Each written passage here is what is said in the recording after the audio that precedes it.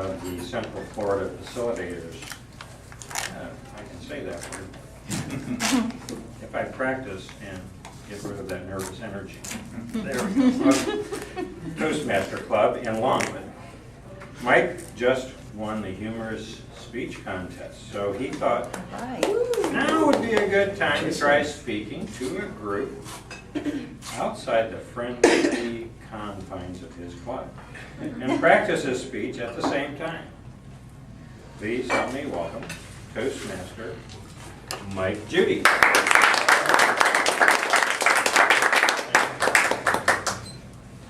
Okay.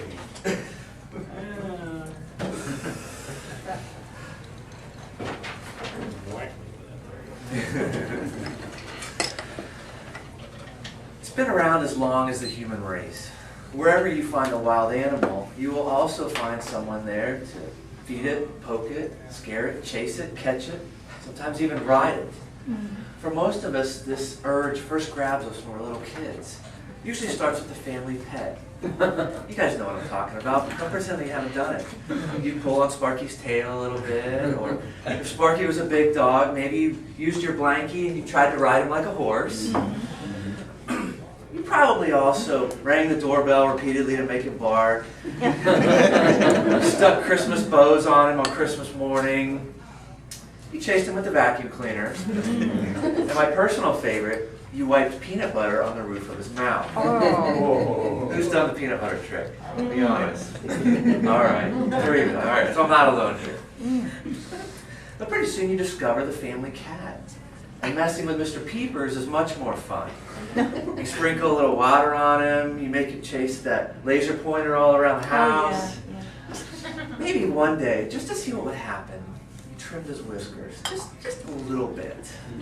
I would never do that. Maybe you did. But either way, you learned that the cat doesn't like water, that he does like red shiny things, and that he walks around like this. You trim his whiskers. This is important scientific work. Congratulations. But after a while, messing with Sparky and Mr. Peepers, it gets boring. Plus your mom keeps yelling, "Take it outside, kids," and leave Sparky and Mr. Peepers alone. Okay, fine. So you and your friend Billy, you take it outside, where there are endless amounts of animals to harass. "Hey Billy, come over here, look at this snake. Look, it's right there, watch out. Think you'll bite the stick if I poke him with it?" "Yep, he bit it all right." "Awesome. Look at that possum over there. Hey, let's go get that empty garbage can and see if we can catch him." That's the joy of youth. But before you know it, we're all grown up. Here we are, and adults don't do this kind of stuff, Patty. At least we're not supposed to. I mean, what would my neighbors think if they caught me in the backyard spraying water at the squirrels with the garden hose? Not saying I do that, I'm just asking. But how can I, other boys like me, fulfill this strange urge? Most of us can't do it at home. My wife, she puts me in timeout if I even think of harassing our cats. Obviously, Mitch, that was a joke. I'm a grown man. My wife can't really put me in timeout. So the other day, while I was sitting in timeout, I discovered the solution. You know what it is? Animal Planet, Channel 44. It's filled with grown-ups running around chasing lions, tigers, bears, sharks, crocodiles, and every other animal and creature on planet Earth. And as I watched this crazy, disgusting, and frankly embarrassing spectacle, only one word came to mind. Awesome! Because if it bites, bellows, creeps, crawls, howls, hisses, roars, runs, scratches, or swims, I want to see it. And I want to see some idiot on TV poke it with a stick. I can't help it. I'm sorry, I can't help it. I don't know why. But what really cracks me up is that Animal Planet and Discovery Channel act as if all this stuff is done in the name of science. Why can't they just admit that it's for fun and that they get the same sick, twisted pleasure out of it as the rest of us do? I mean, science, come on. You've seen Shark Week. What are we really learning by seeing how quickly the great white shark can tear the head off of a dead tuna? What are we really learning by seeing how high the lion can jump to grab that piece of meat that they've hung from a tree? What are these cool stunts, experiments, really contributing to science? For instance, there's now this show called Night. Okay, Night. Because it wasn't enough that we filmed the lions eating, sleeping, and fornicating in the daytime.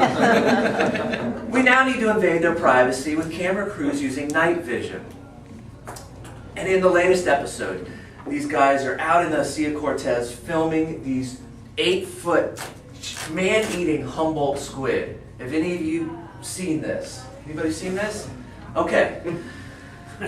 These squid, they eat... Of course Paul's seen it. They eat fish, people, and even each other.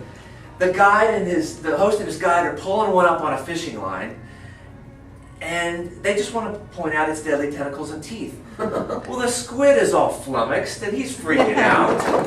And between the dark of night and the ink that the squid is shooting out, you can't tell the two scuba divers from the squid. The only thing I can tell we learned from this experiment is that there are 3 squid brains in that cloud of ink. But now Discovery Channel, they've outdone Animal Planet. They've raised the bar because they're always trying to one-up each other. And they've come out with a new show with something called the Predator Shield. The Predator Shield is a 1-inch thick clear plexiglass box, and they stick it out there where the lions or the grizzly bears feed. Oh. Inside, they leave 2 women and a video camera. Just kidding, it's 2 men. It's always men. We do the stupidest, most dangerous things. What these two guys see as a predator shield, the grizzly bear probably sees his own private lunchbox. Because it's not enough that they just bring the bears in for a look-see. No. They take a dead, bloody moose carcass and tether it to the box with this thick piece of wire so the bear can't even take his food and eat it in peace. I tell you what they're going to find out there one day.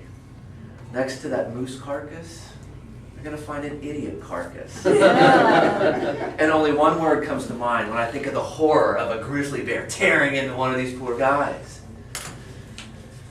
Awesome! I can't wait, I'm tuned in. So if you're a stick poker like me, grab some popcorn and come on over. I'm grounded right now anyway. Let's have a party at my house. But if you ring the doorbell and I don't answer right away, come around in the backyard. Probably find me back there, shooting water at the squirrels with a garden. But it's all in the name of science, I promise.